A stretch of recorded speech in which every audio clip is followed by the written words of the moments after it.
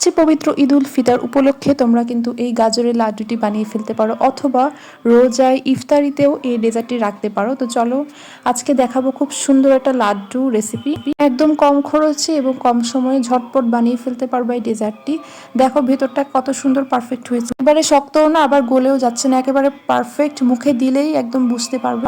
তো চলো শুরু করি। এখানে প্যানে একটু ঘি নিয়ে নিয়েছি, প্যানের গায়ে ছড়িয়ে দিচ্ছি, দেন ঘিটা গলে আসলে তেজপাতা, দারচিনি আর এলাচ দিয়ে দিচ্ছি, তারপর দিয়ে দিচ্ছি কাঠবাদাম, কিছু বাদাম দিয়ে দিচ্ছি আর কিশমিশ দিয়ে দিচ্ছি। এগুলো একটু ভালো করে রোস্ট করে নিয়ে আমি গ্রেট করে রাখা গাজর দিয়ে দিচ্ছি। এখানে আমি 4টা মিডিয়াম সাইজের গাজর ইউজ করেছি। তো আমি ভালো মতো ঘি ভেজে নেওয়ার পরে 1 কাপ পরিমাণ দুধ দিয়ে দিয়েছি, দুধ দিয়ে এটা সেদ্ধ করে নিব। দুধটা দিয়ে দিলাম, তার আগেই কিন্তু তোমরা ঘি একটু ভেজে নিবে। এরপর দিয়ে দিচ্ছি পরিমাণ মতো চিনি আর পরিমাণ মতো লবণ, চিনিটা তোমাদের স্বাদ অনুযায়ী দিবে। এরপর একটু ঘি দিয়ে ভালো মতো আমি নিয়ে নিচ্ছি। দুধ দিয়ে কিন্তু আমার গাজরটা প্রায় সেদ্ধ হয়ে এসেছে। এই পর্যায়ে দিয়ে দিচ্ছি দুধের গুঁড়ো 1 চামচ করে, টোটাল 2 চামচ দিয়েছি। প্রথমে 1 চামচ দিয়ে একটু ভেজে নিয়েছি, তারপর আবার 1 চামচ দিয়েছি। তো এভাবে করে সবগুলো দুধের গুঁড়া মিশিয়ে নিচ্ছি।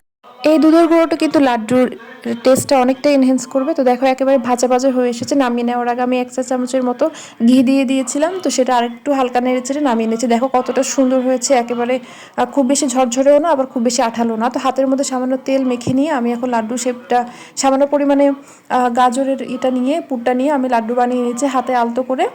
আর দেখতে পাচ্ছ একেবারে গোল শেপ হয়ে গেছে, কি সুন্দর লাগতেছে। তো আমি একইভাবে বাকি সবগুলো লাড্ডু কিন্তু শেপ করে বানিয়ে নিচ্ছি।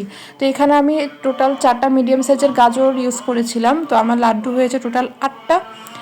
এখন সার্ভ করার পালা। আমি একটা প্লেটে সুন্দর করে সাজিয়ে নিয়েছি আর উপর দিয়ে কিছু বাদাম কুচি দিয়ে একদম সেট করে বসিয়ে দিয়েছি। তো দেখো একদম বাজারের লাড্ডুগুলোর মতোই কিন্তু সুন্দর লাগতেছে। আর তোমরা চাইলে কিন্তু এটা অবশ্যই ট্রাই করতে পারো। কে কোথা থেকে দেখছো আমার ভিডিওটি কমেন্টে জানাতে অবশ্যই ভুলবে না। আর ভিডিওটি যদি ভালো লাগে থাকে একটা লাইক দিতে ভুলো না। আমার চ্যানেলটা সাবস্ক্রাইব করবে, আর যদি ফেসবুক থেকে দেখে থাকো আমার পেজটা ফলো করবে। তো আজকে এই পর্যন্তই, সবাই ভালো থাকবে। আল্লাহ হাফিজ।